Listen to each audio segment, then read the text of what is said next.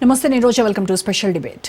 కులగణన 42% రిజర్వేషన్లు సామాజిక న్యాయం బీసీల చుట్టే కాంగ్రెస్ రాజకీయం నడుస్తోంది. బీసీల కోసమే ఆ పార్టీ గళమెత్తుతోంది.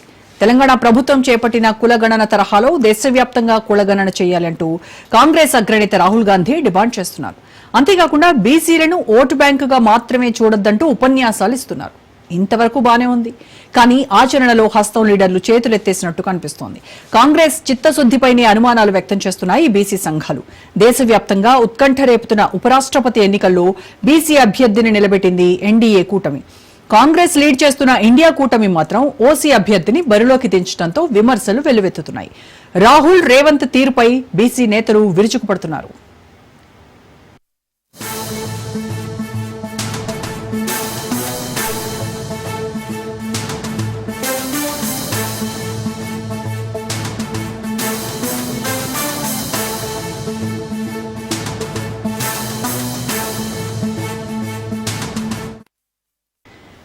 ఓట్లు కావాలంటే బీసీలు కావాలి, సీట్లు గెలవాలంటే బీసీ కావాలి, కానీ పదవులు మాత్రం ఇవ్వట్లేదు. పెద్ద పెద్ద పదవులు అయితే అస్సలు దగ్గరకు కూడా రానివ్వట్లేదు.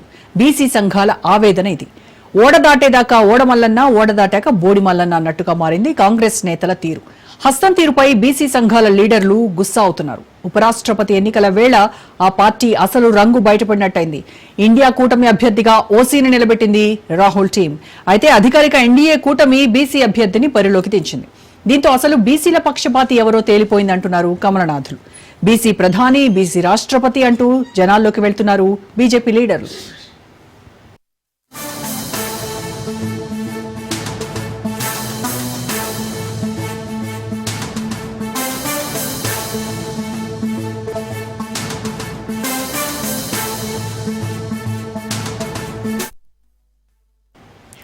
నిజానికి వైస్ ప్రెసిడెంట్ ఎన్నికల్లో ఎన్డీఏ, ఇండియా కూటములు బలమైన అభ్యర్థులను రంగంలోకి దింపాయి.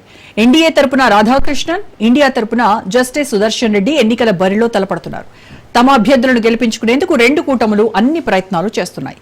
అందుకోసం ప్రాంతీయవాద సెంటిమెంట్ను కూడా రగిలిస్తున్నాయి.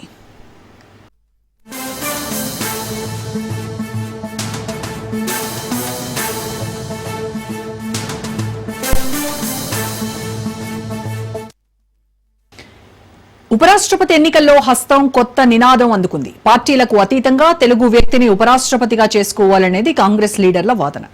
ఇప్పటికే తెలంగాణ సీఎం రేవంత్ తెలుగు రాష్ట్రాల ఎంపీల మద్దతు కోసం ప్రయత్నాలు చేస్తున్నారు. అందులో భాగంగానే చంద్రబాబును కలిసేందుకు ప్రయత్నిస్తున్నారు. ఇండియా కూటమి అభ్యర్థికి సపోర్ట్ చేయాలని కోరుతున్నారు. ఏపీ సీఎం మద్దతు కూడా కూడగట్టే బాధ్యత పీసీసీ చీఫ్ షర్మిలకు అధిష్టానం అప్పగించిందనే టాక్ నడుస్తోంది.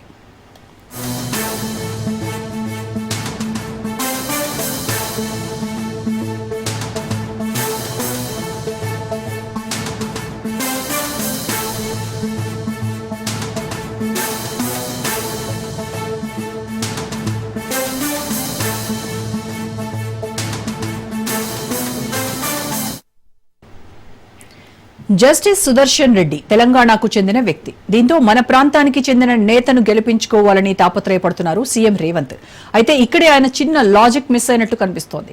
ఎన్డీఏ కూటమి అప్పటికే బీసీ అభ్యర్థిని బరిలో నిలబెట్టింది. ఇలాంటి టైంలో ఆచితూచి అడుగులు వేయాల్సిన హస్తం సడన్ గా ఓసీ అభ్యర్థిని రంగంలోకి దించడం విస్మయాన్ని గురిచేస్తోంది. కొద్ది రోజులుగా బీసీ ఎజెండాతో ముందుకెళ్తున్న రేవంత్ తీరా అవకాశం వచ్చినప్పుడు మాత్రం బీసీలను పక్కన పెట్టారని ఆరోపణలు కూడా వినిపిస్తున్నాయి. తెలంగాణలో ఎందరో బీసీ మేధావులున్నారని, వారిలో ఒకరిని ఇండియా కూటమి అభ్యర్థిగా నిలబెడితే బాగుండేదంటున్నారు. కాంగ్రెస్ తీరుపై బీసీ సంఘాల నేతలు బాహాటంగానే విమర్శలు గుప్పిస్తున్నారు.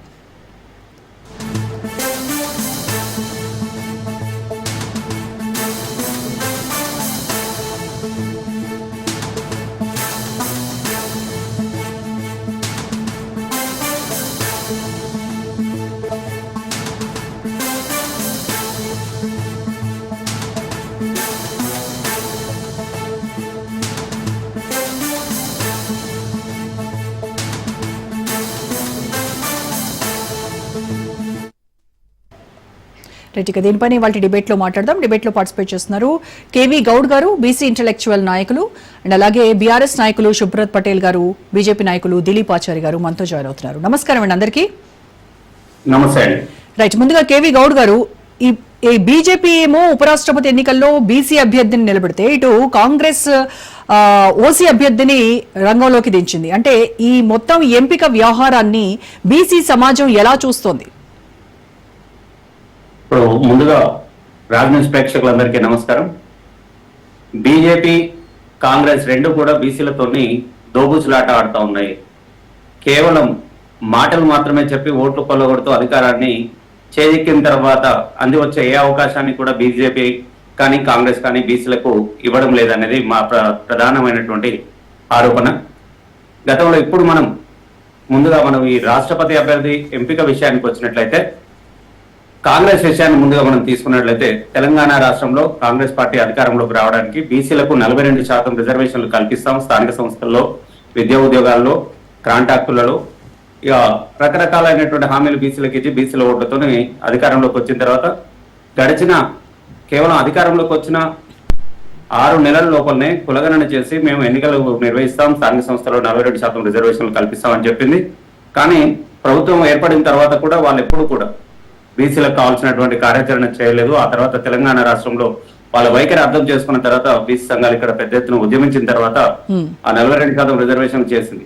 ఇది బీజేపీ రిజర్వేషన్ కల్పించడానికి బిల్లులు మాత్రం చేసింది. ఆ తర్వాత దానిపైన పోరాటం కొనసాగించలేదు. ఇక్కడతో కాంగ్రెస్ ఆపితే ఇక బీజేపీ యొక్క డ్రామా 42% రిజర్వేషన్లు పార్లమెంట్ పరిధిలోకి వచ్చిన తర్వాత, రాష్ట్రపతి దగ్గరికి వచ్చిన తర్వాత వీళ్ళు చేసినటువంటి డ్రామా ఇక్కడ ముస్లింలు ఉన్నారు, తెలంగాణలో మాత్రమే ముస్లింలు ఉన్నట్టు, వాళ్ళు మాత్రమే తెలంగాణ రాష్ట్రంలో వాళ్ళకి రిజర్వేషన్లు అందుతున్నట్టుగా ఒక దుష్ప్రచారానికి తెరలేపిన బీజేపీ. ఇప్పుడు రాష్ట్రపతి అభ్యర్థుల ఎంపిక విషయంలో క్షేత్రస్థాయిలో జనాలకు దక్కాల్సినటువంటిది బీజేపీ వైఖరిని మనం ఒకసారి పరిశీలిద్దాం. ఒక అందమైనటువంటి సీసాకి బంగారు లేదా వజ్ర వైడూర్యాలు కలిగినటువంటి ఒక మూతను పెట్టినట్టుగా ఉంది బీజేపీ విధానం. అది ఎలా అంటే హిందుత్వం అనేటువంటి ఒక పెద్ద అజెండా, అందమైనటువంటి అజెండా నల్లి మనమంతా హిందువులం అనేటువంటి ఒక పెద్ద ఐక్యతతో కూడినటువంటి ఇదంతా ఐక్యత చిహ్నంగా ప్రచారం చేస్తూ ఉంటుంది బీజేపీ. దానికి కేవలం ప్రధానమంత్రిని బీసీని చేసినాం, లేకపోతే రాష్ట్రపతిని కూడా బీసీనే చేస్తాం, మేము ఒక గిరిజనరాలని తీసుకొచ్చి మేము ఇక్కడ రాష్ట్రపతిని చేసాం, ఇప్పుడు ఒక ఎంపీ ఉపరాష్ట్రపతి అభ్యర్థిని కూడా మేము తీసుకొచ్చి ఉపరాష్ట్రపతి ఎన్నికకు మేము అభ్యర్థిని బీసీనే నిలబెట్టినామని చెప్పేటువంటి ప్రయత్నం చేస్తూ ఉంటారు. వివిధ రాష్ట్రాల ముఖ్యమంత్రిని కూడా బీసీలనే చేసాం, కేంద్ర మంత్రులు కొంతమంది బీసీలకు ఇచ్చినామని చెప్తా ఉంటారు. ఇదంతా ఎలా ఉందంటే ఆ అందమైనటువంటి సీసాకు ఈ వజ్ర వైడూర్యాలు కలిగినటువంటి మూతలు పెట్టినట్టు ఉంది. ఈ సీసా లోపలికి వెళ్ళి చూసినట్లయితే అక్కడ ఉన్నటువంటి బీసీ సమాజానికి దక్కవలసినటువంటి సామాజిక గౌరవం కానీ, ఆర్థిక పరమైనటువంటి అవకాశాలు కానీ, దాంతో పాటుగా వాళ్ళ ఎదుగుదలకు కావాల్సినటువంటి ఏ కార్యాచరణ కూడా బీజేపీ చేయడం లేదు.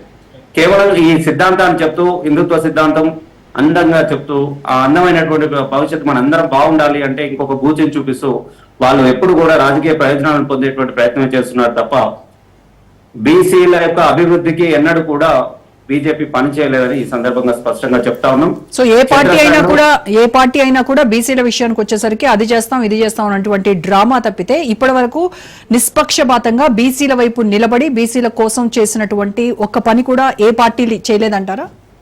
100% నేనైతే చెప్పగలిగింది. గతంలో ఇప్పుడు ఒకసారి మనం భారతదేశానికి స్వాతంత్ర్యం వచ్చిన దగ్గర నుంచి నేటి పరిస్థితుల వరకు ఒకసారి మనం చూద్దాం. 1950లో రాజ్యాంగం మనకు అమలులోకి వచ్చిన తర్వాత ఆ రాజ్యాంగంలో బీసీలు అంటే ఎవరు అనేటువంటి డిఫైన్ చేయలేదు అప్పుడు ఉన్నటువంటి కాంగ్రెస్ పార్టీ, అప్పుడు ఉన్నటువంటి కమిటీలు ఏవైనా కానీ. దాని పర్యవసానమే నేటి వరకు కూడా బీసీలు అన్ని రంగాల్లో వెనుకబడి ఉన్నారు. కనీస అభివృద్ధికి నోచుకోవడం లేదు, వాళ్ళ వృత్తులు ధ్వంసం అయిపోయినాయి, ఆర్థికంగా వెనుకబడిపోతా ఉన్నారు, సామాజిక గౌరవాన్ని కోల్పోతా ఉన్నారు, అన్ని రంగాల్లో వ్యాపారాల్లో వెనుకబడిపోతా ఉన్నారు, రాజకీయ రంగంలో అయితే మరీ అధ్వానంగా పరిస్థితులు తయారైనాయి. వీటన్నిటికి కారణం కాంగ్రెస్ పార్టీ. దీన్ని సరిదిద్దేటువంటి ప్రయత్నం పెరియార్ నేతృత్వంలో తమిళనాడులో జరిగినటువంటి ఒక పెద్ద ఉద్యమ ఫలితంగా మొట్టమొదటి రాజ్యాంగ సవరణ జరిగి రిజర్వేషన్లు కల్పించడం మొదలుపెట్టేది బీసీలకు. అక్కడి నుంచి అనుకోని బీసీలకు జనాభా దామాష ప్రకారము కనీస సౌకర్యాలు కల్పించింది అంటే చేయలేదు. కాకా కాలేకర్ కమిషన్ వేసి ఆ కమిషన్ ని తొక్కిపెట్టింది. ఆ తర్వాత వచ్చినటువంటి మండల్ కమిషన్ ని ఇంప్లిమెంట్ చేయలేదు. ఇంప్లిమెంట్ చేస్తున్నటువంటి తరుణంలో కూడా కాంగ్రెస్ బీజేపీలు రెండు కూడా తమ యొక్క సహజ వైఖరిని ముందు పెట్టి బీసీలకు దక్కవలసినటువంటి రిజర్వేషన్ల ఫలాలు అందకుండా చేసినటువంటి పరిస్థితి ఉంది. నేటికి కూడా బీసీలు మేము వెనుకబడి ఉన్నాం, మాకు అవకాశాలు కల్పించండి, మా అభివృద్ధికి తోడ్పడండి అని చెప్పేసి యాచించేటువంటి పరిస్థితులలో ఉన్నారు. ఓట్లు వేసేటప్పుడు మాత్రం లైన్ లో నిలబడి ఓట్లు వేస్తూ ఉన్నారు కాబట్టి ఈ ప్రభుత్వాలు ఇలా ఉన్నాయి.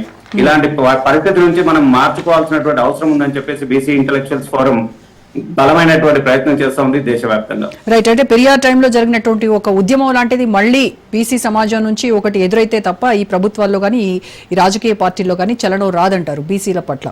రైట్, ఓకే, మాట్లాడదాం మళ్ళీ. Yes okay. ఇక బీజేపీ నాయకులు దిలీప్ ఆచార్య గారితో మాట్లాడదాం. సో దిలీప్ ఆచార్య గారు, ఏ పార్టీ అయినా సరే బీసీల దగ్గరకు వచ్చేసరికి డ్రామాలు, వాళ్ళని ఓటు బ్యాంక్ రాజకీయాలుగా చూడటమే తప్పించి వాళ్ళ కోసం చేసిందైతే ఏమీ లేదు. ఆర్థిక పరంగానూ వాళ్ళకి వెన్నుదన్నుగా నిలిచేటువంటి పార్టీ లేదు. అలాగే రాజకీయ రంగంలో అయితే వాళ్ళకి ఇంకా అధ్వానంగా ఉంది మా పరిస్థితి అని చెప్తూ ఉన్నారు. ఇప్పుడు మరి బీజేపీ బీసీ అభ్యర్థిగా, ఉపరాష్ట్రపతి అభ్యర్థిగా ఒక బీసీని ఎంచుకున్నప్పటికీ ఇది కూడా ఒక పొలిటికల్ స్ట్రాటజీ, ఒక ఓటు బ్యాంక్ రాజకీయంగానే చూస్తున్నారు తప్ప మీరు నిజంగా చిత్తశుద్ధితో బీసీలకు ఏదో చేద్దాం అనేటువంటి ఆలోచనతో కాదు అనేది వాళ్ళ ఆరోపణ. నమస్కారం అండి, అందరికీ నమస్కారం.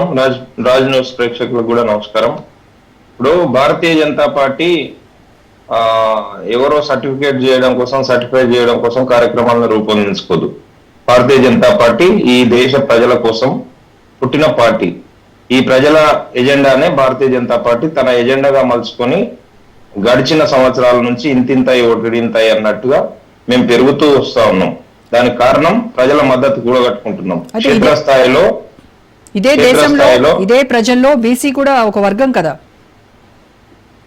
అదే మేమేమంటున్నాము మీకు, అదే ఇప్పుడు వారు అంటున్నారు, కేవీ గౌడ్ గారు అంటున్నారు, మీరు కూడా అంటున్నారు. ప్రజలే మేము మా ప్రజల అజెండానే కదా జ్యోత్స్న గారు, రోజా గారు. ఇప్పుడు ప్రజల ఎజెండా కాదా భారతీయ జనతా పార్టీ ఎజెండా? ఇప్పుడు ఒక 5 కోట్ల మంది భారతీయులకి పక్కా ఇంటి నిర్మాణం జరిగింది, దాంట్లో బీసీలు లేరా? లేదనుకుంటే 50 కోట్ల మందికి ఆయుష్మాన్ భారత్ కార్డులు ఇచ్చినాం, దాంట్లో బీసీలు లేరా? ఇంటింటికి నల్లా ఇచ్చినాం, బీసీలు లేరా? ఇంటింటికి మరుగుదొడ్డి ఇచ్చినాం, బీసీలు లేరా? 80 కోట్ల మందికి ఉచితంగా రేషన్ బియ్యం ఇస్తున్నాం, బీసీలు లేరా? లేదనుకుంటే మొత్తము ఎక్కడ చూసినా, ఏ కార్యక్రమం తీసినా అంత్యోదయ మా సిద్ధాంతమే సామాజికంగా ఈ దేశంలో ఉండే చిట్ట చివరి నిరుపేద వ్యక్తికి ప్రభుత్వ ఫలాలు అందాలనే మా సిద్ధాంతం, ఏకాత్మత సిద్ధాంతము. ఆ సిద్ధాంతాన్ని తీసుకొని మేము పనిచేస్తా ఉన్నాం. ఇప్పుడు మేధావులని ఎవరికి వారు సెల్ఫ్ సర్టిఫికేషన్ ఇప్పించుకొని చెప్పే వాళ్ళ దగ్గర సర్టిఫై చేయించుకోవడానికి భారతీయ జనతా పార్టీ సిద్ధంగా లేదు. రేవంత్ రెడ్డి గారి లాంటి నాయకులను నమ్మి మోసపోతూనే ఉంటారు. ఈ దేశంలో స్వాతంత్రం వచ్చిన తర్వాత 55-60 సంవత్సరాలు వాళ్ళు పరిపాలన చేసిన తర్వాత ఈ దుస్థితి ఉన్నదే, ఆ దుస్థితి నుంచి బయటపడడం కోసం భారతీయ జనతా పార్టీ తన వంతుగా త్రికరణ శుద్ధిగా పనిచేస్తా ఉంది. దానికి దృష్టాంతాలు మీకు కనిపిస్తా ఉన్నాయి. లైవ్ ఉదాహరణలు. బీసీ కమిషన్ కి రాజ్యాంగ హోదా కల్పించిన మొట్టమొదటి ప్రభుత్వం భారత ప్రభుత్వము ఈ దేశంలో Bharatiya Janata party. For your kind information గుర్తుపెట్టుకోవాలి. మరి ఇంత రాజ్యాంగ పదవి ఫస్ట్ టైం ఇచ్చినటువంటి పార్టీ, ఇంత సమాజానికి, బీసీ సమాజానికి ఇన్ని చేస్తున్నటువంటి బీజేపీని మరి ఎందుకు అందమైన సీసాకు వజ్ర వైడూర్యాలు పొందినటువంటి ఒక మూతలాగా చూస్తున్నారు? నేను వారు చెప్పిన అంశము నాకు అర్థం కాలేదు. వారు ఏ కాంటెక్స్ట్ లో చెప్పిండ్రో. అందమైన సీసా అంటే ఎవరు? వారు మూతనే వజ్రాలు, వైడూర్యాలు, బంగారు పూత అంటున్నారు కదా. సీసా ఎవరు? మీరు చెప్తున్న హిందుత్వ సిద్ధాంతం, దాని లోపల ఉన్నటువంటి హిందుత్వాన్ని ఫాలో అవుతున్నటువంటి గౌడ్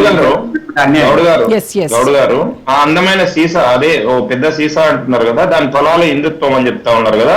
హిందుత్వంలో భాగం గారా మీరు? మేము మతం కాదు, మేము కూడా చెప్తున్నాం మతం కాదు.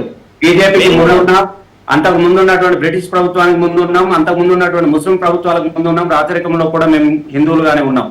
బీజేపీ వచ్చిన తర్వాత మేము ఇంట్లో చెప్పుకోవాల్సిన దౌర్భాగ్య పరిస్థితి. మేము అడగలేదు మిమ్మల్ని, మీ మతం ఏందని అడగలేదు. ఈ సీసా అనే దాన్ని మీరు హిందుత్వంతో పోల్చినప్పుడు ఆ హిందుత్వంలో భాగం కాదా మా బీసీలు అని చెప్తా ఉన్నా.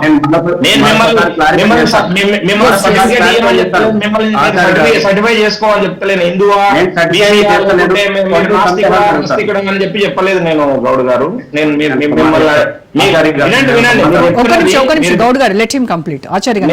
చెప్తున్న అంశాలన్నీ చెప్తా ఉన్నాము. మీరు ఇప్పుడు వీళ్ళందరం చదువుకున్న వాళ్ళమే ఉన్నాము, ముగ్గురమే ఉన్నాము. ఎవరి అభిప్రాయం వారు స్వేచ్ఛగా వెలిపించుకునే అవకాశం మన పూజ గారు కల్పించారు రాజ్ న్యూస్ వేదిక ద్వారా. కనుక అన్ని విషయాలు చెప్పుకుందాం, ఏం తొందర లేదు దీంట్లో, ఇంకా గంట సమయం ఉంది. ఇప్పుడు నేనేమంటున్నానంటే మీరు ఏదైతే చెప్తున్న అంశము సీసా అని చెప్తా ఉన్నారో ఆ సీసా మొత్తం ఈ ఫలాలన్నీ అందిపుచ్చుకుంటది, ఖాళీ మూత మాత్రమే అందమైన వజ్రాలు వైడూర్యాలు బంగారు పూతలు ఊసిండ్రు అని చెప్తా ఉన్నారు కదా. మరి సీసా అనేది హిందుత్వం అని చెప్తే హిందుత్వంలో భాగం కాదా ఈ సమాజము? లేదనుకుంటే ఈ దేశం భాగం కాదా? ఈ దేశంలో ఉండే సబ్బండ వర్గాలు భాగం కాదా సీసాలో? ఓన్లీ ఆ సీసాలో అందరిని వదిలేసి పక్కన వదిలేసి సీసా ఏం చేసుకుంటది? నెత్తిన కొట్టుకుంటుందా సీసా? కనుక మేము ఏమంటున్నాం అంటే సీసా అయినా మూత అయినా అన్ని సకలం కావాల్సిందే, అన్నింటిపైన దృష్టి పెట్టాల్సిందే అని చెప్పి సబ్కా సాత్ సబ్కా వికాస్ అనే నినాదమే అందుకనే తీసుకొని వచ్చినాము. హిందువులకి నినాదం కాదు ఇది. సబ్కా సాత్ సబ్కా వికాస్ సబ్కా విశ్వాస్ సబ్కా ప్రయాస్, అందరు కష్టపడాలని కూడా చెప్తా ఉన్నాం. ఎవరు కష్టపడకుండా ఎవరి భాగస్వామ్యం లేకుండా మేము ఏదో చేస్తాము, మేము రాజులము, మేము ఇస్తున్నాము, మీరు తీసుకోండి మాకు ఓట్లు వేయండి అని చెప్తలేము. ఇది అందరు మన భాగస్వామ్యంతో ఈ దేశము రోజా గారు ఈ దేశం మనందరి భాగస్వామ్యంతో 2047 వరకు వికసిత భారత్ లక్ష్యంగా పనిచేస్తున్న పార్టీ ప్రభుత్వము. కనుక మీరు శశభిషలు మానండి. ఇప్పటికీ ఇంకా ఊకదంపుడు మీడియేషన్స్ పెట్టి రాజకీయంగా పబ్బం గడుపుకోవడం కోసమో లేదనుకుంటే ఇంకోటో ప్రయత్నం చేస్తే దానివల్ల ఉపయోగం లేదు. ఇప్పుడు దేశంలో ఒక నిమిషం దిలీపాచార్య గారు, నా ప్రశ్న ఏంటంటే ఉపరాష్ట్రపతిగా మీరు బీసీ అభ్యర్థిని నిలబెట్టినప్పటికీ కూడాను ఎందుకు బీసీ సమాజం మీ వైపు నమ్మకంగా చూడట్లేదు? ఎవరంటున్నారు చూడలేదని? ఎవరంటున్నారు? ఇప్పుడు బీసీ నాయకులు అదే కదా చెప్పింది. కృష్ణ గారు ఓడిపోతున్నారు చెప్పండి మేడం. అంటే ఓట్లేసి గెలిపించే వాళ్ళు బీసీలు లేరా? రాధాకృష్ణ గారు ఇప్పుడు గౌడ్ గారు ఒక్కరే ఉన్నారు బీసీలు, మేమంతా బీసీలు కాదు, గెలుస్తలేరు. రాధాకృష్ణ గారు ఓడిపోతున్నారని మీకు ఏమన్నా అభిమానాలు ఉన్నాయా? ఇంకా మహానుభావుడు చెప్తా ఉన్నాడు రేవంత్ రెడ్డి గారు, బీసీలకు అందరికీ న్యాయం జరుగుతుందంట. న్యాయ కోవిదుడు అంటే సుదర్శన్ రెడ్డి గారు, ఆయన వల్ల బీసీలకు న్యాయం జరుగుతుందంట. అంత న్యాయం జరిగేటట్టుంటే ఈయన రాజీనామా చేసి ఆయన ముఖ్యమంత్రి పదవిలో కూర్చోబెడితే ఇంకా న్యాయం జరుగుతుంది కదా. న్యాయ కోవిదుడు వచ్చిందని చెప్పి ఎందుకు ఆ విధమైన జిమ్మికలు చేస్తా ఉన్నారు? రైట్. అదే విషయం అడుగుదాం. మనతో జాయిన్ అయ్యారు కత్తి వెంకటస్వామి గారు, జాయిన్ అయ్యారు కాంగ్రెస్ నాయకులు. నమస్కారం వెంకటస్వామి గారు. సో వెంకటస్వామి గారు, కాంగ్రెస్ ఎప్పుడు కూడా బీసీలకు సామాజిక న్యాయం అందిస్తామని చెప్తూ ఉంది, బీసీ పక్షపాతం చెప్పుకుంటూ ఉంటుంది. మరి ఎందుకు ఉపరాష్ట్రపతి అభ్యర్థిగా ఓసీని నిలబెట్టినరు? అందరికి నమస్కారం. ఓసీ బీసీ ఉపరాష్ట్రపతి స్థాయిలో ఇప్పుడు అది చర్చలు ఇవ్వడం అనేది నేనైతే సంతోషిస్తున్నాను. అంటే దేశంలో ఇలా మాలాంటి చిన్న వాళ్ళు గట్టిగా నిలబడి కొట్లాడిన ఉద్యమం ఇవాళ మొత్తం దేశంలో మోడీ గారి నుంచి మొదలుకొని రాహుల్ గారి దాకా అందరూ ఓబీసీ అని మాట్లాడే స్థితి రావడము ఒక రకంగా అంటే మేము దిలీప్ నేనంతా RSS లో పనిచేస్తున్నాం, సంఘం సర్వస్పర్శి అని అంటున్నాం. ఇలా ఓబీసీ అనేటువంటి నినాదం సర్వస్పర్శి అయింది. అందరు మాట్లాడుకోవాల్సినటువంటి స్థితి వచ్చింది. అది ఒక రకంగా మనకు మంచి పరిణామం. ఎందుకంటే ఆ సమాజంలో వచ్చినటువంటి బీసీ సమాజంలో వచ్చినటువంటి చైతన్యానికి ఇవాళ జరుగుతున్నటువంటి చర్చలన్నీ కూడా ఒక తార్కాణం, ఒక అడుగు ముందేసినట్టే నేను భావిస్తున్నాను. కాంగ్రెస్ పార్టీకి సంబంధించినటువంటి సుదర్శన్ రెడ్డి గారు నిలబెట్టడం అనేది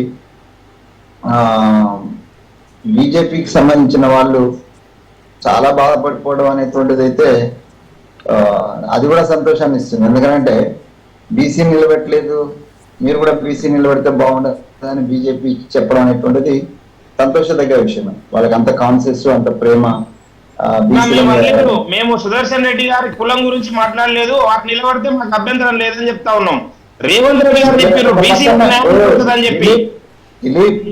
అంటే ఒక ఓసీని ఉపరాష్ట్రపతి అభ్యర్థిగా నిలబెట్టి బీసీలకు న్యాయం చేస్తాము అని అంటే అది ఏ రకంగా ఎలా నమ్మదగినటువంటి అంశం అనేది? ఒక్క నిమిషం భారతీయ జనతా పార్టీ అనలేదు అంటున్నారు ఏంది? బీసీని ఎందుకు నిలబెట్టలేదు అనేటువంటిది కిషన్ రెడ్డి గారు స్వయంగా అన్నారు కదా. ఎందుకన్నారు అంటే రేవంత్ రెడ్డి గారు సుదర్శన్ రెడ్డి గారిని నిలబెట్టాలనే బీసీలకు న్యాయం జరుగుతుందని చెప్పి ఒక విచారణాన్ని తీసుకొచ్చారు. ఒక సెకండ్ అన్న వెంకటస్వామి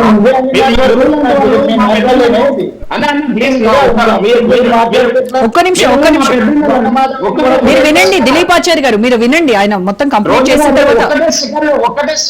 మీరేమో బీజేపీ అనలేదు అన్నారు, కిషన్ రెడ్డి అన్నారు అని చెప్పేసి ఆయన అంటున్నారు, ఆయన కంప్లీట్ చేయనివ్వండి. కాంటెక్స్ట్ మీరు తర్వాత చెప్పండి. ఒక్క నిమిషం మేడం,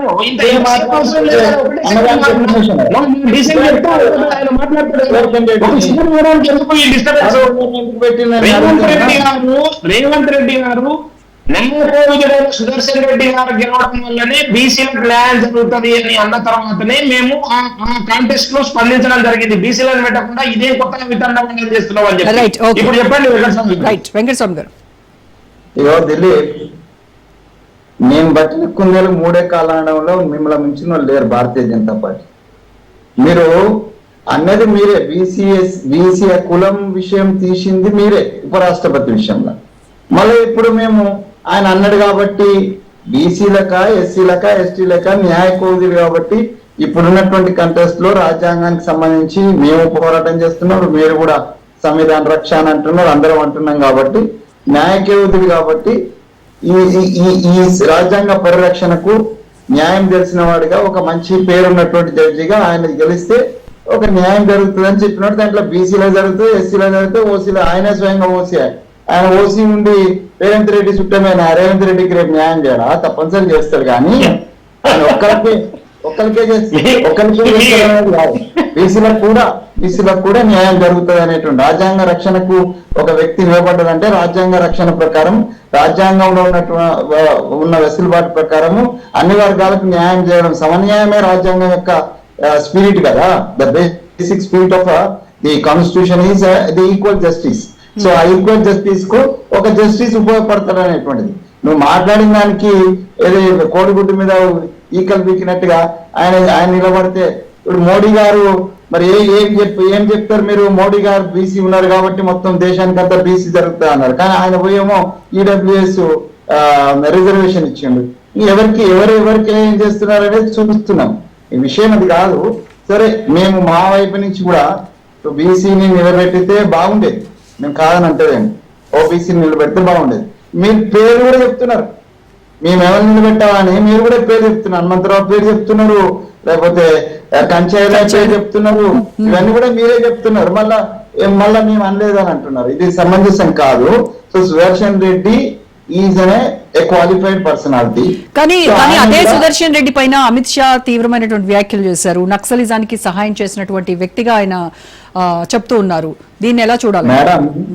మేడం ఒకటి, సైద్ధాంతిక భూమిక మీద మాట్లాడే నైతిక హక్కు భారతీయ జనతా పార్టీ, ఆర్ఎస్ఎస్ కి సంబంధించిన పెద్దలు, ఏబీపీకి సంబంధించిన పెద్దలు, అల్లుని గోత్రాలు మేమాకర్ అన్నట్టు నాకు తెలుసు. సైద్ధాంతిక భూమికను ఎప్పుడో వాళ్ళు వదిలేసినారు. సిద్ధాంతాల గురించి మాట్లాడేటువంటి నైతిక హక్కు ఇలా అమిత్ షా కానీ లేకపోతే భారతీయ జనతా పార్టీ ఇక్కడ కూర్చున్న దిలీప్ కానీ ఎవరికి లేదు. ఏ పార్టీకి సిద్ధాంతాలు లేవు. ఇక పార్టీలకు అతీతంగా నేను చెప్తున్నా, party including the Congress party and the Bharatiya Janata party all are in the power game. Nobody is on the base of the ideology. Ideology ఉండేదంటే పీడీపీ తోటి పొత్తింది పెట్టుకుంటుంది బీజేపీ.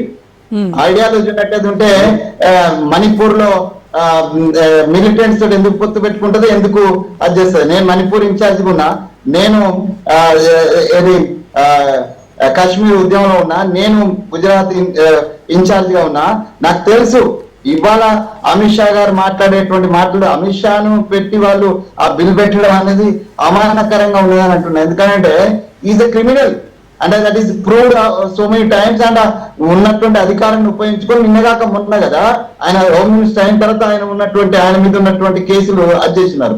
సుదర్శన్ రెడ్డి గారు, నేను చెప్తున్నా కదా, నేను పేరు తీసుకోవడానికి ఇష్టం లేదు. మేము నక్సలైట్లతో ఆడుతున్న దిలీప్ మేము కొట్టాడి కాళ్ళు కొట్టుకొని 17 సార్లు నక్సల్స్ హత్య ప్రయత్నం చేసిన అట్లాంటివి మేమున్న సమయంలో భారతీయ జనతా పార్టీ చేసినటువంటి వరిష్ఠ నేతలు వాళ్ళ ఇళ్లలో నక్సలైట్లకు ఆశ్రయం ఇచ్చినారు. ఇవాళ నక్సలైట్లతోటి మా మీద అటాక్ చేసినటువంటి గద్దర్ను కావడించుకున్నారు. మా మీద అటాక్ చేసి మమ్మల్ని చంపి మా వాళ్ళను మా సహచరులను చంపినటువంటి అనేక మంది నక్సలైట్లు ఇవాళ బ్యాక్గ్రౌండ్ ఉన్న వాళ్ళందరూ కూడా ఇలా భారతీయ జనతా పార్టీ గొప్ప లీడర్ ఈటల రాజేందర్ మొదలుకొని కుమార్ దాకా ఏం నైతికత మాట్లాడతారు? అంటే సాల్వాజుడం సంబంధించి ఆ రోజు అటువంటి తీర్పు కనుక రాకపోయి ఉంటే 2020 నాటికి మొత్తం అంతా తుడిచిపెట్టుకుపోయేది తీవ్ర నక్సలిజం అని చెప్పేసి మాట్లాడారు. ఎవరు తుడిచిపెట్టేది? నక్సలిజం. ఇప్పుడు నక్సలిజాన్ని తుడిచిపెట్టడానికి ప్రయత్నాలు ఎందుకంటే అది యాంటీ సోషల్ ఎలిమెంట్ గా ఉన్న ఎవరినైనా తుడిచిపెట్టడంలో ఎవరికి అభ్యంతరం లేదు, మాకు లేదు మీకు లేదు. బ్యాన్ మేము పెట్టినామా? ఇంతకు ముందు మీరు పెట్టినాం, మేమే పెట్టినాం కదా. నక్సల్స్ మీద బ్యాన్ పెట్టినటువంటి కాంగ్రెస్ ప్రభుత్వమే కదా. కాబట్టి యాంటీ సోషల్ ఎలిమెంట్ లేకపోతే హింసాత్మకమైనటువంటి ధోరణి ఉన్నటువంటి ఏ పార్టీయో లేకపోతే సంస్థను నిషేధించడమో లేకపోతే దాన్ని ఆపేయడం అనేటువంటిది తప్పు కాదు అని వాళ్ళు చేస్తున్నారు. సుదర్శన్ రెడ్డి కారణంగానో లేకపోతే వెంకటస్వామి కారణంగానో రాహుల్ గాంధీ కారణంగానో నక్సలిజం తుడిచిపెట్టుకోకుండా ఆగలేదు. అది నిరంతరంగా నడుస్తుంది. ఇంకోటి ఏంటంటే నక్సలిజం మీద మనం ఎన్ని మాట్లాడినా నక్సలిజంకు ఉన్నటువంటి ప్రియారిటీ, నక్సల్ ఉన్నటువంటి సిద్ధాంతం, నక్సలిజం వల్ల ఇక్కడ మా మీద ఇప్పుడు మేము సైద్ధాంతికంగా పోరాడినాం కాబట్టి మా మీద దండయాత్ర జరగవచ్చు, మా మీద హత్య ప్రయత్నం జరగవచ్చు. కానీ నక్సలైట్ల యొక్క సిద్ధాంతం కారణంగా ఊళ్ళలో తెలంగాణలో దొర రాజ్యం పోయింది అనేటువంటిది కూడా చాలా స్పష్టమే. అది కూడా ఉన్నది. ఒక కాయిన్ కు పాజిటివ్ ఉంటది, కాయిన్ కు రెండు ఉన్నప్పుడే ఒక అంశానికి పాజిటివ్ ఉంటది, నెగిటివ్ ఉంటది.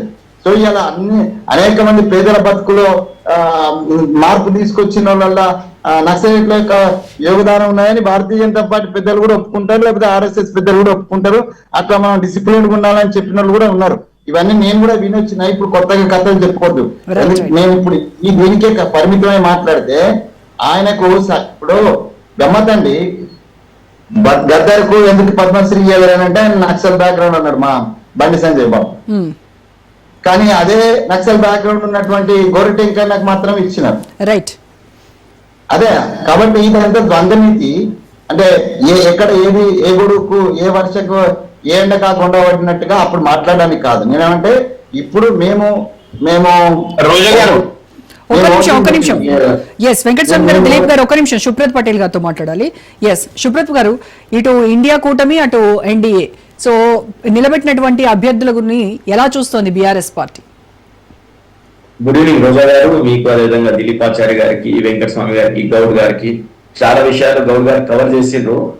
ఎందుకంటే వాస్తవానికి ఈ రెండు జాతీయ పార్టీలు బీసీల పట్ల ఎట్లా వ్యవహరిస్తున్నాయి అనేది అందరు కూడా మనం చూస్తున్నాం. ఈ 75 సంవత్సరాల స్వాతంత్ర భారతదేశంలో ఏమేమి జరిగింది బీసీలకు అనేది మొత్తం బీసీలంతా కూడా చైతన్యవంతమైనరు.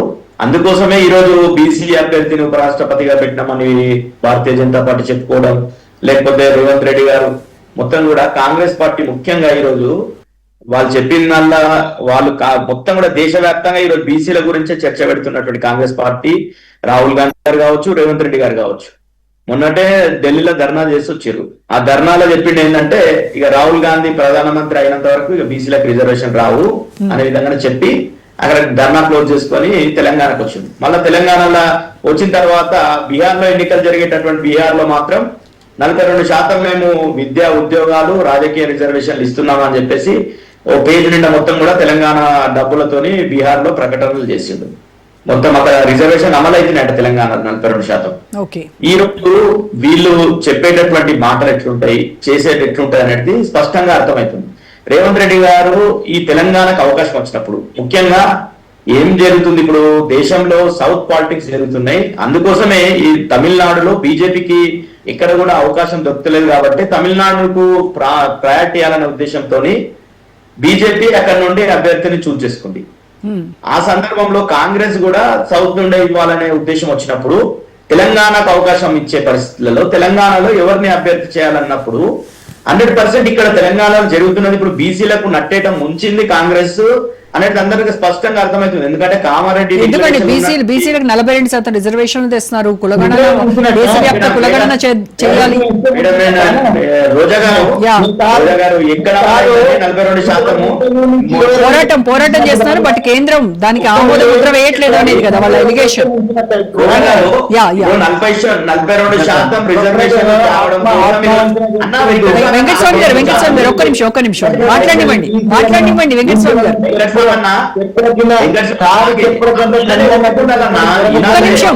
వెంకటస్వామి గారు ఒక్క నిమిషం వినండి, ఆయన మాట్లాడేది వినండి మీరు.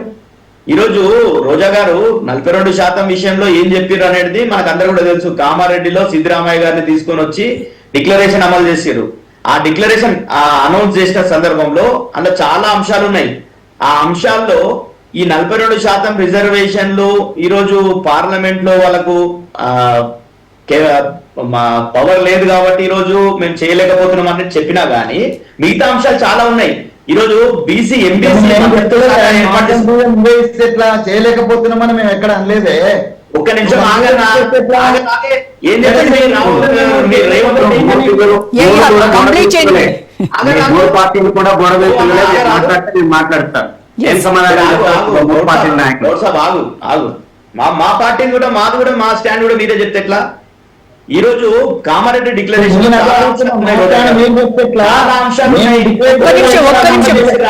ఈ రోజు మీరు గౌడ్లు ఉన్నారు, ఇద్దరు ఇక్కడనే గౌడ్లు ఉన్నారు. కత్తి వెంకటస్వామి గారు కూడా గౌడు. మీ కామారెడ్డి డిక్లరేషన్ లో గతంలో కేసీఆర్ గారు ఎప్పుడు ఎక్కడ లేని విధంగా 15% వైన్ షాప్లలో రిజర్వేషన్ ఇస్తే మీరు చెప్పింది ఏంటి? మేము 20% పెంచుతామన్నారు. పెంచిరా గౌడన్నలకు 20%? మీరు బీసీలకు 20,000 కోట్లు ప్రతి సంవత్సరం బడ్జెట్ లో పెడతామన్నారు. పెట్టిరా మీరు? అదే బీసీ సప్లాన్ తీసుకొని వస్తామన్నారు. బీసీ సప్లాన్ తీసుకొని వచ్చిరా మీరు? మీరు 42%. రైట్ అండి, ఒక్క నిమిషం వెంకటస్వామి గారు దయచేసి ఒక్క నిమిషం ఆగండి. ఆయన మాట్లాడనివ్వండి దయచేసి. ఒక్క నిమిషం వెంకటస్వామి గారు, ఒక్క నిమిషం.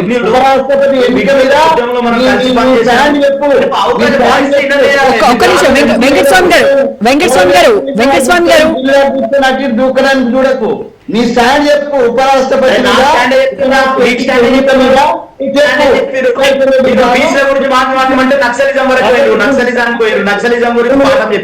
ఒక్క నిమిషం వెంకటస్వామి గారు దయచేసి వినండి. ఆయన కంప్లీట్ చేయనివ్వండి. ఒక్క నిమిషం పార్టీ స్టాండ్ చెప్పు. అడుగుదాం ఆయన కంప్లీట్ చేశాక. ఒక్క నిమిషం ఆగండి వెంకటస్వామి గారు దయచేసి ఒక్క నిమిషం మీరు ఆగండి. విషయం ఏంటంటే సెప్టెంబర్ 9 ఎన్నికన్నది. మేము ఈ 2 కూటమిలకు దూరంగా ఉన్నాము. ఇండి కూటమికు ఎన్డీఏ కూటమికి దూరంగా ఉన్నాము. అటు బీసీ అభ్యర్థిని నిలబెట్టిన బీజేపీకి కూడా మీరు దూరంగానే ఉంటారు. ఆ కూటమి కూడా మేము బీజేపీకి సైద్ధాంతికంగా బీజేపీకి దూరమే, ఎప్పటికైనా దూరమే. అంశాల వారిగా ఎప్పుడన్నా గతంలో మద్దతు ఇచ్చవచ్చు అంతే. అంటే నైతిక మద్దతు, బీసీల కోసం నైతిక మద్దతు కూడా తెలపరు. ఒక్క నిమిషం. విషయం ఏంటంటే రోజా గారు ఇప్పుడు దయ్యాలు వేదాలు వల్లినట్టు ఈరోజు బీసీ ప్రధాని అని చెప్పుకునేటటువంటి బీజేపీ బీసీ మంత్రిత్వ శాఖ ఏర్పాటు చేయలేరండి. ఇప్పటి వరకు బీసీలకు ఒక మంత్రిత్వ శాఖ లేదు. బడ్జెట్ కేటాయింపులు లేవు బీసీలకు. బీసీలకు సంబంధించి ప్రమోషన్లు రిజర్వేషన్లు లేవు. బీసీలకు సంబంధించి ఈరోజు ఏదైతే లిమిట్ పెంచాలి ఏదైతే అంటున్నారో, వాళ్ళ ఏదైతే స్లాబ్ ఉందో 3 లక్షల వరకు దాన్ని పెంచాలని చెప్పేసి ఈడబ్ల్యూఎస్ కి ఏమో 8 లక్షలు ఉంటదండి ఇన్కమ్ లిమిట్. కానీ బీసీలకు మాత్రం అది 3 లక్షలకే ఉంటది. దాన్ని పెంచాలని చెప్పేసి నేషనల్ బీసీ కమిషన్ రికమెండ్ చేసినా గానీ ఇప్పటి వరకు అమలు చేయలేదు. ఈడబ్ల్యూఎస్ రిజర్వేషన్లకు మాత్రం ఎలాంటి కమిషన్లు ఉన్నాయి, ఏం రిపోర్ట్లు ఉన్నాయి, జనాభా లెక్కలు ఉన్నాయి. ఏ రాష్ట్రాలు ఎంత ఉన్నారు ఈడబ్ల్యూఎస్ లేదు. కానీ 10% యునానిమస్ గా దేశవ్యాప్తంగా అన్ని రాష్ట్రాల్లో 10% అమలు చేయమని చెప్పేసి చట్టం తీసుకొని వచ్చేసారు. ఓకే, మీ అధిష్టానం ఏం చెప్తోంది చెప్పండి. ఏ ఎన్డీఏ అభ్యర్థిక లేదంటే ఇండియా కూటమి అభ్యర్థిక? నైతికంగా మీ మద్దతు ఎవరికి? రోజా గారు మేము ఈ 2 కూటమిలకు దూరంగా ఉన్నాం ప్రస్తుతానికి. మా కేసీఆర్ గారు పార్లమెంటరీ పార్టీ మీటింగ్, అదేవిధంగా లెజిస్లేటివ్ పార్టీ మీటింగ్ అందరితోని మీటింగ్ అయిన తర్వాత 9 సెప్టెంబర్ కి ఎన్నిక ఉన్నది. మాకు 8 వరకు అవకాశం ఉంటది. 8 మారచ్చు, మీరు ఏ స్టాండ్ అయినా తీసుకోవచ్చు. 8వ తారీఖు వరకు డిసైడ్ చేసి చర్చించి రాష్ట్రానికి తెలంగాణకు ఏది అవసరము, బీసీలకు ఏది అవసరము, జనాభాకి ఏది అవసరం అన్ని ఆలోచించి నిర్ణయం తీసుకుంటాం. అప్పటి వరకు ఇంకోటి మాకు ఉన్నటువంటి 4 ఓట్లు రాజ్యసభలో. కాబట్టి ఆ 4 ఓట్లని ఎవరికి వేస్తే ఉపయోగం ఉంటుంది తెలంగాణకు, ఆ విధంగా చేస్తాము. ఈరోజు తెలంగాణలో పెద్ద అంశాలే లేనట్టు ఈరోజు చాలా అంశాలు ఎరువుల కోసం మొత్తం ధర్నాలు చేస్తున్నారు. ఇట్లా చాలా అంశాలు ఉన్నాయి. ఇవన్నీ కూడా పక్కదారి పట్టేసి 3 పార్టీల ప్రతినిధులు ఓపిక చేసుకొని వినాలి. 3 పార్టీల ప్రతినిధులు కూడా ఓపిక వినాలి. నేను అడిగిన తర్వాత మీరు ఒక్కొక్కరిగా సమాధానం చెప్తే బాగుంటది. మనకు టైం ఉంది. మీరు టీచర్, మేము స్టూడెంట్స్ మీ సార్. ఎందుకంటే ప్రతినిధులు అడుగుతున్నాడు, మీరు రాజకీయ పార్టీ ప్రతినిధులు చెప్పండి. నేను అదే వర్షనే చెప్తాను. ఇక్కడ కూర్చున్నాం. నేను చెప్తా పెద్ద మనిషి ఒక మాట. ఏ రకమైన బీసీలో నేను అది కూడా చెప్తా. ఇలా గౌడ్ గారు బీసీ కాదనడం లేదు, నన్ను మాట్లాడితే మాట్లాడతాను. మీరు ప్రశ్న మీరు ఎప్పుడు ఎత్తిండ్రో గొంతు మాకు తెలియదు, కానీ మీకంటే ముందు నుంచే మేము ఎత్తున్నాం. ఇప్పుడు అక్కడ కూర్చున్న శివప్రభు కావచ్చు, ఆ చారి కావచ్చు, నేను కావచ్చు. నువ్వే బీసీ ప్రతినిధి అంటే ఎట్లా? మేము కూడా మీ అందరి ఆశయ సాధన ఖచ్చితంగా నెరవేరాలని ఆశిస్తూ కొన్ని ప్రశ్నలు అడుగుతున్నాను, మాట్లాడుకుందాం మనం. బీజేపీని ముందుగా మండల్ కమిషన్ వ్యతిరేకంగా జరుగుతున్నటువంటి పోరాటానికి కమండల్ యాత్ర చేసి ఏ జాతులను అణచివేసింది బీజేపీ అనేటువంటిది ఒకటి క్లారిఫై చేయాలి. రెండోది, ఇప్పుడున్నటువంటి ఎన్డీఏ ప్రభుత్వం, నరేంద్ర మోడీ గారి ప్రభుత్వం వచ్చిన తర్వాత ఎన్నో రాజ్యాంగ సవరణలు ఇప్పటికే కాంగ్రెస్ కానీ బీజేపీ కానీ కలిపి సుమారుగా 130కి దగ్గరలో ఉన్న మన రాజ్యాంగ సవరణలు చేపట్టి, ఇందులో ఎప్పుడు కూడా మీకు బీసీలకు కావలసినటువంటి, ఓబీసీలకు కావలసినటువంటి స్థానిక సంస్థలలో కానివ్వండి, చట్టసభల్లో కానివ్వండి రిజర్వేషన్లు కల్పించాలి అనేటువంటి ఆలోచన ఎందుకు రాలేదు? వచ్చినా మీరు ఎందుకు ఇంప్లిమెంట్ చేయలేదు? 74 అమెండ్మెంట్ అదే తమ్ముడు. మీరు ఆడాలి ఇంప్లిమెంట్ అయినా కూడా అడుగుదాం, దాన్ని కూడా మాట్లాడుతాం. చెప్తున్నా 73, 74 రాజ్యాంగ సవరణ is concerned to the local bodies and the reservation of the Mahila and the BC. అందుకే కాంగ్రెస్ నాయకులు కొద్దిగా వినాలి అనుకుంటున్నాను. అరే నిన్న చట్టసభలకు సంబంధించినటువంటిది బీసీలు అంటే ఈ దేశంలో సెకండ్ గ్రేడ్ పౌరులు కాదు అనేటువంటిది నా వాదన. ఓసీలైనా, ఎస్సీలైనా, ఎస్టీలైనా, మైనారిటీలైనా, ఇతరులు ఎవరైనా సరే సమానమైనటువంటి ఓటు హక్కును కలిగినటువంటి పౌరులు. ఈ సమాన ఓటకు కలిగినటువంటి ఈ పౌరులకు చట్టసభల్లో ఎందుకు ప్రాతినిధ్యం వారి జనాభా దామాషా ప్రకారం ఉండకూడదు? రెండవది, ఇప్పుడు అదే కదా పోరాటం చేస్తున్నారు. ఇప్పుడు చట్టసభలో లోకల్ బాడీ కోసం చట్టసభలో ఎక్కడ కూడా రిజర్వేషన్స్ లేవు. రెండవది, ఇప్పుడున్నటువంటి ప్రభుత్వం బీసీలకు కేంద్ర ప్రభుత్వం ఎన్ని లక్షల కోట్ల రూపాయలు ఖర్చు పెట్టిందో ఏమన్నా లెక్కలు ఉంటే చెప్పాలి. కేంద్ర ప్రభుత్వ బడ్జెట్. ఓకే, పోనీ కాంగ్రెస్ నాయకులు ఇక్కడ అధికారంలో ఉన్నారు కాబట్టి వాళ్ళు కూడా ఇప్పుడు రేవంత్ రెడ్డి వచ్చిన తర్వాత కానీ తెలంగాణ వచ్చినప్పుడు బీఆర్ఎస్ వాళ్ళు ఉన్నారు కాబట్టి తెలంగాణ వచ్చినప్పటి నుండి కూడా బీసీలకు ఎంత ఖర్చు పెట్టిందో కూడా సమాధానం చెప్పాల్సి వస్తుంది. రైట్. మీకు చిత్తశుద్ధి ఉంటే బీసీలకు 42% రిజర్వేషన్లు కల్పించాలనేటువంటి దాన్ని మీరు ఎందుకు ఆమోదించడం లేదు బీజేపీ వాళ్ళు? దీంట్లో ముస్లింలు మాత్రమే, బీసీలలో ముస్లింలు ఉన్నారు అనేటువంటి ప్రచారం చేస్తా ఉన్నారు. బీసీలలో ముస్లింలు కేవలం తెలంగాణ రాష్ట్రంలోనే ఉన్నారా, దేశవ్యాప్తంగా ఉన్నారా? ఇతర రాష్ట్రాల్లో ఇప్పుడు నరేంద్ర మోదీ గారు ముఖ్యమంత్రిగా ఉన్నప్పుడు ఆ గుజరాత్ రాష్ట్రంలో 70కి పైగా కులాలు ఓబీసీ లిస్ట్ లో ఉన్నాయి. అప్పుడు వాళ్ళు ప్రధానమంత్రిగా ముందున్న ముఖ్యమంత్రిగా ఉన్నప్పుడు వారికి ఓబీసీ రిజర్వేషన్స్ కల్పించడం జరిగింది, వాళ్ళకి ఆ ఫలాలు అందించడం జరిగింది. ఇక్కడ కల్పిస్తున్నటువంటి చట్టంలో మీకున్న ఇబ్బంది ముస్లింలకు 10% ఉంది అనేటువంటి ఒక దుష్ప్రచారం చేస్తా ఉన్నారు కేంద్ర మంత్రుల నుంచి కూడా కార్యకర్తల వరకు. ఎక్కడ ఉందండి 10%? ఇది బీజేపీ ప్రశ్న. సమాధానం చేస్తే నెక్స్ట్ కాంగ్రెస్ దగ్గరికి వద్దాం. ఇదేదో క్వశ్చన్ అవర్ లాగా ఉంది. ఎస్, చెప్పండి దిలీపాచారి గారు. రోజా గారు, ఇప్పుడు నేనేమంటున్నా అంటే 2-3 అంశాలకు నేను సమాధానం చెప్తా, సమయం ఇవ్వండి. నాకు ఎంత సమయం ఇస్తే ఆ సమయంలోనే మాట్లాడితే నేను వేరే వాళ్ళని డిస్టర్బ్ చేయను. వెంకటసామన్నయ్య ఏం చెప్పిందంటే అనామత్ స్టేట్మెంట్ ఇచ్చే దాంట్లో వెంకటసామన్నయ్య గట్టిపై కాంగ్రెస్ పార్టీ కంటే ముందు వరుసలో ఉన్నాడు, కానీ కాంగ్రెస్ పార్టీ గుర్తిస్తలేదు. దురదృష్టం ఏంటంటే అన్నను గుర్తిస్తలేదు. మళ్ళా ఓ పటేల్ ని గుర్తిస్తున్నాడు. మళ్ళా ఓ పటేల్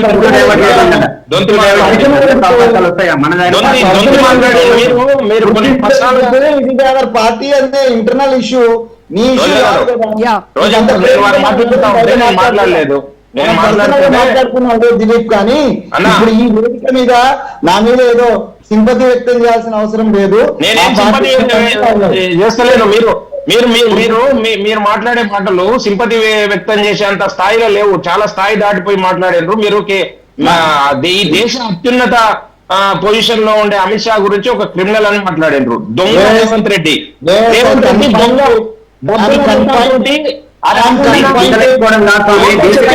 చెప్పండి. ప్రధానమంత్రి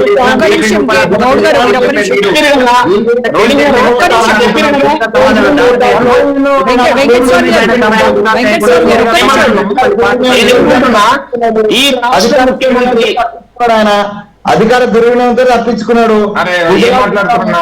ఒక్క నిమిషం ఏం సబ్జెక్ట్ లేదు, మాట్లాడదాం దయచేసి. చదువుకొని కూడా తెలిసి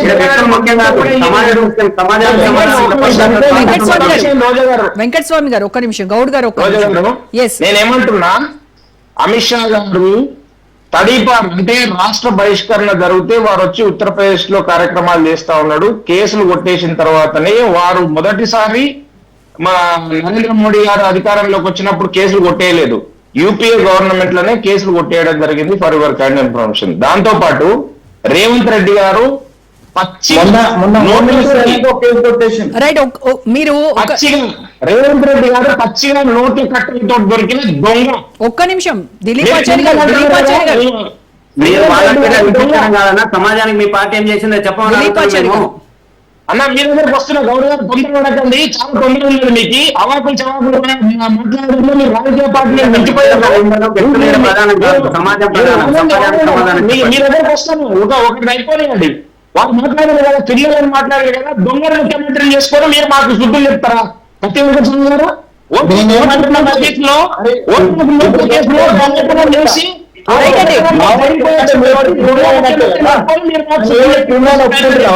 ఒక్క నిమిషం దిలీప్ ఆచార్య గారు వ్యక్తిగతంగా ఇప్పుడు రేవంత్ రెడ్డి అమిత్ షా గురించి మాట్లాడితే మన సబ్జెక్ట్ సైడ్ ట్రాక్ అవుతుంది.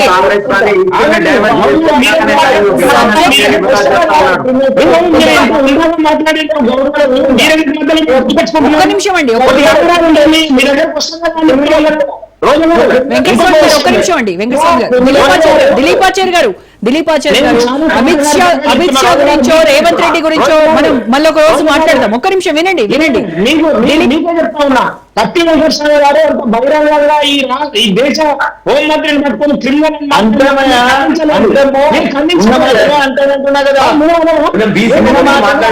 ఒక్క నిమిషం అండి, ఒక్క నిమిషం. దిలీప్ గారు వ్యక్తుల బజా చేస్తూ తిరగడమే సమాజానికి.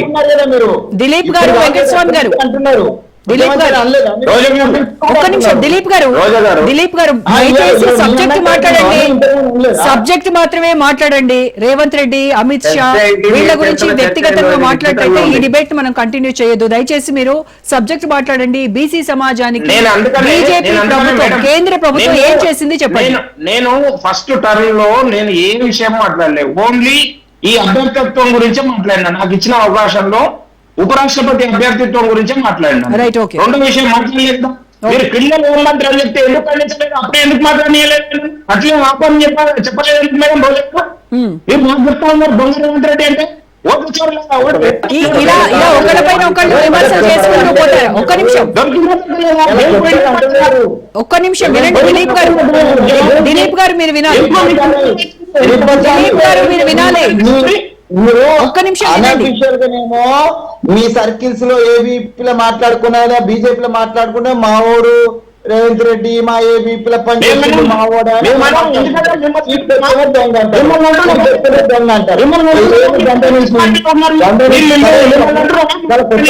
ఒక్క నిమిషం. దిలీప్ గారు, వెంకటస్వామి గారు మీరు ఆగండి. ఒక్క నిమిషం దయచేసి ప్లీజ్.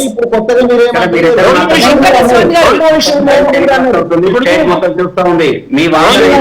వెంకటస్వామి గారు ఒక నిమిషం ఆగుతారా? రెండో అంశాలు గవర్నమెంట్ చెప్పిన అంశాల దగ్గరికి వస్తా. రండి. ఏంటి ఈ దేశంలో భారతీయ జనతా పార్టీ అధికారంలోకి వచ్చిన తర్వాత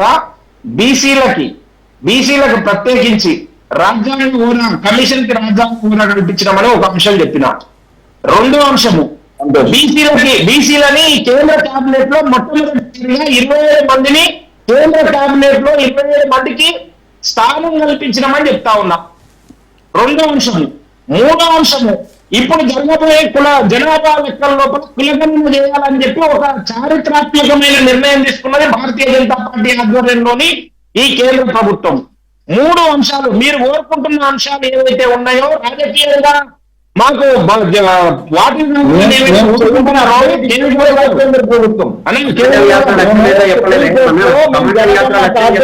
చేయమని అప్డేట్ ఇచ్చింది కూడా.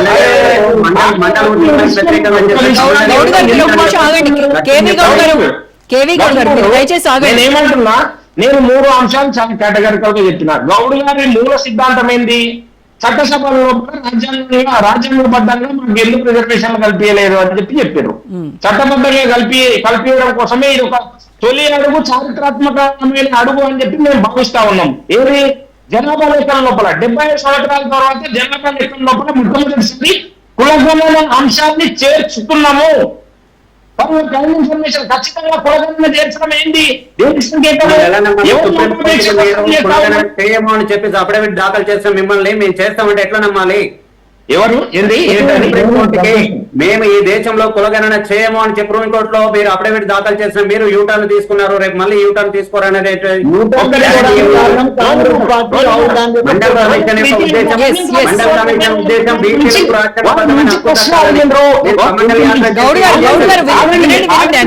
వినండి. ఆగండి మిత్రమా గౌరవ్ గారు, నేను మర్యాదగా మాట్లాడుతా ఉన్నా. నేను మాట మీరు మాట్లాడలేదు కదా, ఎందుకు మీరు అట్లా ఉలికులకి సమాధానం వస్తా ఉంటే మీకు నొప్పి అవుతుందా, కడుపు నొప్పి అవుతుందా, ఎందుకు బాధపడతా ఉన్నారు? మేము ఇంకొక అంశం చెప్తా ఉన్నాం. మూడు అంశాలు చెప్పిన నేను మా భారతీయ జనతా పార్టీ ఆధ్వర్యంలో 3 అంశాలు పాజిటివ్ గా తీసుకున్నాం. 4వ అంశం వాళ్ళు ఏం చెప్పారంటే అంతకుముందు అఫిడవిట్ ఇచ్చారు, ఇప్పుడు ఎట్లా నమ్మాలి అని చెప్పి వాళ్ళు మంచి ఒక బృహత్తరమైన క్వశ్చన్ మా మీద వేసారు.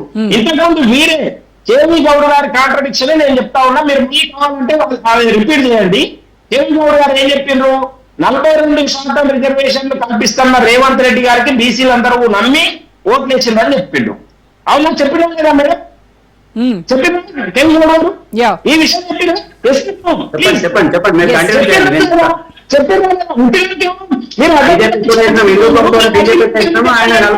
అంటే కాంగ్రెస్ కేసినాం మాకు తెలుసు కానీ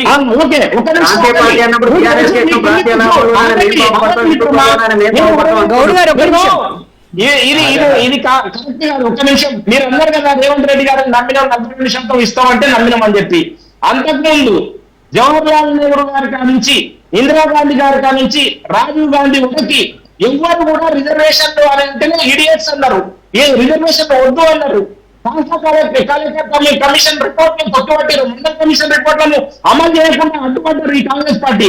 అటువంటి కాంగ్రెస్ పార్టీనేమో నమ్మి 42% రిజర్వేషన్ ఇస్తామంటేనేమో బీసీలో ఉండని ఓట్లు వేసినామని చెప్పి చెప్పగానే చెప్తున్నాడు ఈ మేధావి. ఇప్పుడు నరేంద్ర మోడీ గారు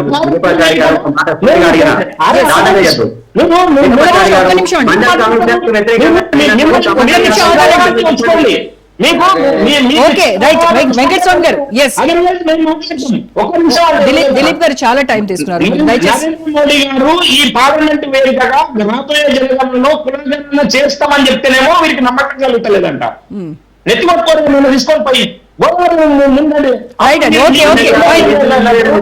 ఒక్క నిమిషం వెంకటస్వామి గారు మాట్లాడండి. ఒక్క నిమిషం గౌడ్ గారు మీరు ఆగండి. మీరు మాట్లాడడానికి చదువుకున్న వాళ్ళం కదా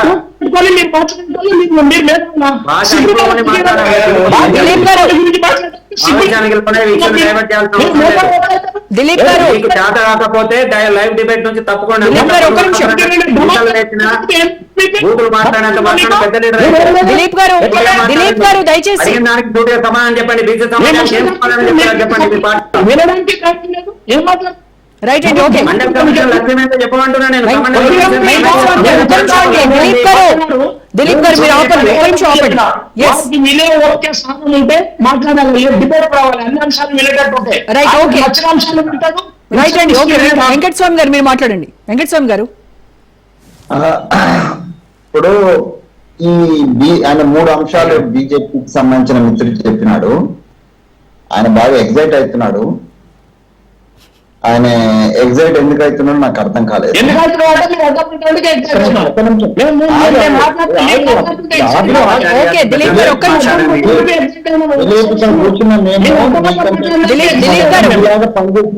దిలీప్ గారు తమ్ముడు ఇలాగా మేము కూడా సమాజంలో పనిచేసిన వాళ్ళమే. నీకెంత ఒప్పుకున్నదో మాకు కూడా అంతకంటే ఎక్కువనే ఒప్పుకున్నది. నువ్వు మా జూనియర్వే. ఒక్క నిమిషం అండి దిలీప్ గారు. దిలీప్ గారు నువ్వు అర్చినంత మాత్రాన సిగ్గు విగ్గని అంత మాత్రాన మేము ఎగ్జైట్ కాము. కానీ నువ్వు ఒక నిమిషం ఆగు. నన్ను మాట్లాడి దిలీప్ గారు ఓపిక ఉండాలన్నావు కదా. దిలీప్ గారు ఒక నిమిషం వినండి.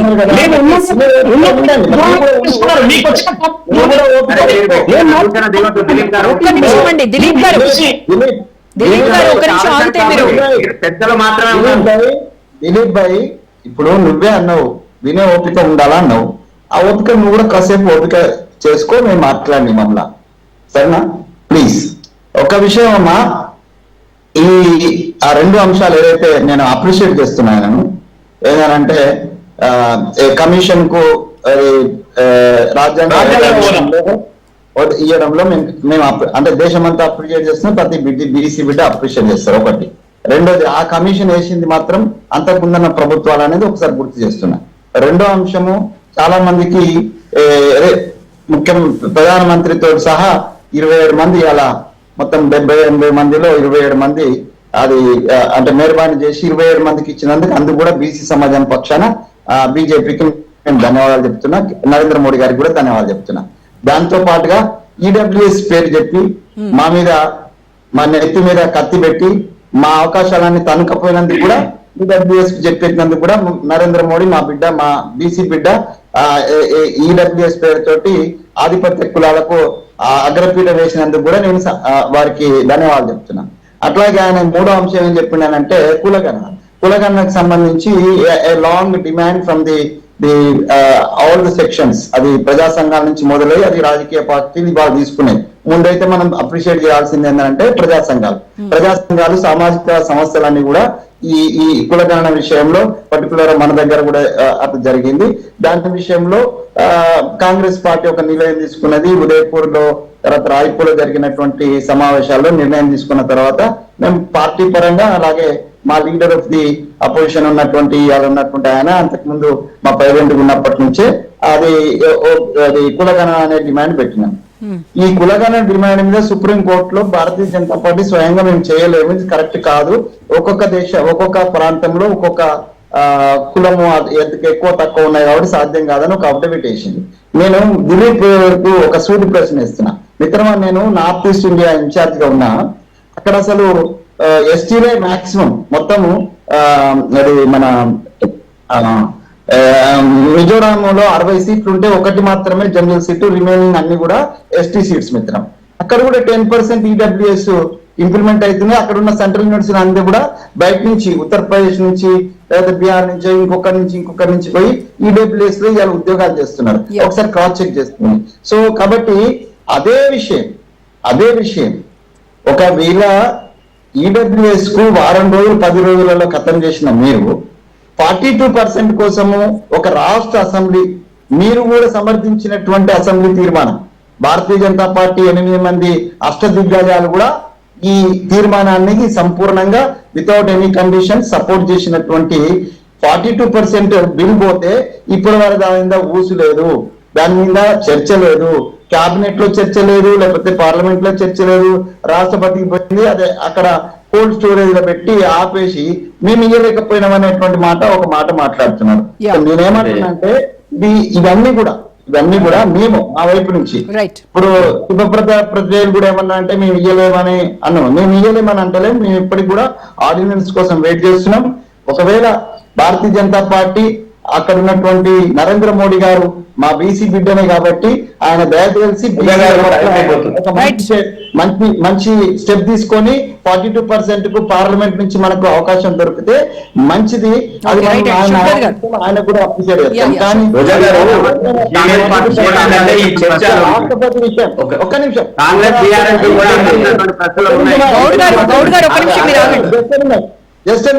జస్ట్ మినిట్ ఉపరాష్ట్రపతి యొక్క అభ్యర్థిత్వం విషయంలో మేము ఫస్ట్ ఈ కులాలకు సంబంధించినటువంటి చర్చ రాలేదు, అది బీసీఎస్సీ అనేది రాలేదు.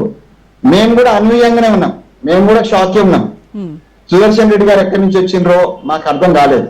మా అధిష్టానం ఎందుకు ఒప్పుకున్నదో లేదా మా రేవంత్ రెడ్డి గారు ఎందుకు తీసుకున్నారో అదే. ఆయన చెప్పిన మాట ఏమనంటే ఈ బీసీ సపరేట్ కమిషన్ ఏదో ఉన్నది, దానికి ఆయన నేతృత్వం వహించిండు, ఏది ఇండిపెండెంట్ ఒక దానికి మాత్రం ఇచ్చిందని చెప్పినాం. Okay. సో మా బాధ ఏంటంటే ఇప్పుడు మీరు ఇక్కడ కూర్చున్న కులగణనకు ఆయన independent రైట్ అండి, ఓకే వెంకటస్వామి గారు, ఎస్ ఎస్ సుప్రత్ గారు మీరు మాట్లాడండి. ముగ్గురు కూడా ఈరోజు ఒక్క నిమిషం ఆగన్న వెంకటస్వామి అన్న, టైం అయిపోతుంది వెంకటస్వామి గారు, ఒక్క నిమిషం అండి. ఓకే, ఫైనల్ గా మీరు చెప్పింది ఏంటి, సుదర్శన్ రెడ్డి అనేటువంటి వ్యక్తిని తెర మీద తెచ్చేంత వరకు కూడా మాకు తెలియదు. సుదర్శన్ రెడ్డి ఎవరో కూడా మాకు తెలియదు. రాహుల్ గాంధీకి ఎవరు చెప్పారో తెలియదు.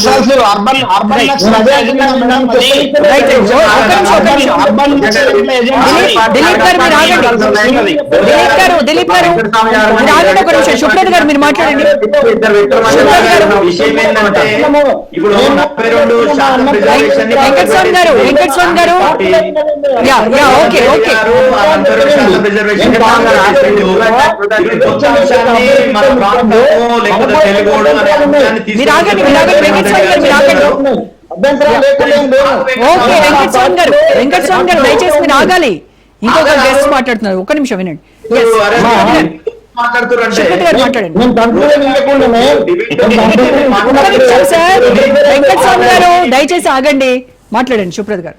అట్లా కాదమ్మా, నేను కంక్లూజన్ ఇచ్చే సమయంలో మీరు ఇంటర్ఫియరెన్స్ చేసి టైం అయిపోతుంది. అసలు నేను డిబేట్ కన్క్లూడ్ చేయాల్సినటువంటి టైం వచ్చింది. అభ్యర్థి ఎందుకు పెట్టినో నీకు తెలియకపోతే మాకు తెలుస్తారా? మేము డిబేట్ లో చర్చిస్తామా? మీరు తెలుసుకోవాలి. రైట్ అండి, మాట్లాడండి సుప్రత్ గారు, మీరు చెప్పండి. పెట్టలేరని అనుకో, మేమేం చేస్తాము? వెంకటస్వామి గారు నా ముందట పిల్లగాని నువ్వు ఏం పిల్లగానే కాదే. ఒక్క నిమిషం వెంకటస్వామి గారు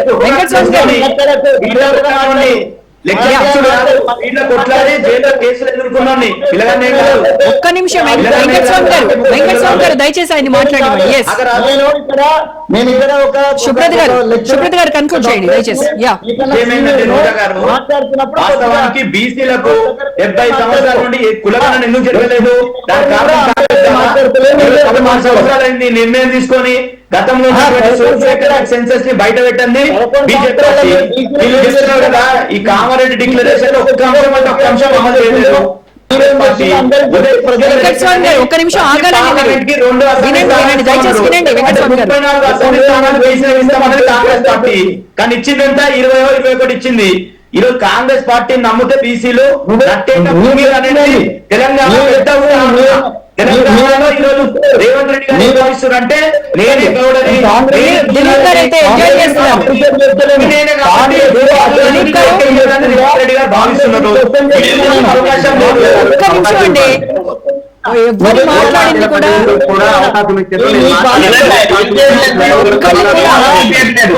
గారిని ఇంత తక్కువ సీట్లు ఎందుకు ఇచ్చినామని ఈ శుభప్రద గాని ఇంకే బీసీ లీడర్ గాని ఇంకా 9 మంది ఎమ్మెల్యేలు బీఆర్ఎస్ శాసనసభలో బీఆర్ఎస్ పార్టీ నుండి సమాజానికి సంస్థల్లో రిజర్వేషన్ కోసం తెస్తే ఆ రోజు జీవో కొట్టేపించింది కాంగ్రెస్ పార్టీ. మీరు కాంగ్రెస్ అయ్యా బాబు 33 ఇంప్లిమెంట్ చేసింది మేము. రైట్ అండి, ఓకే సుప్రత్ గారు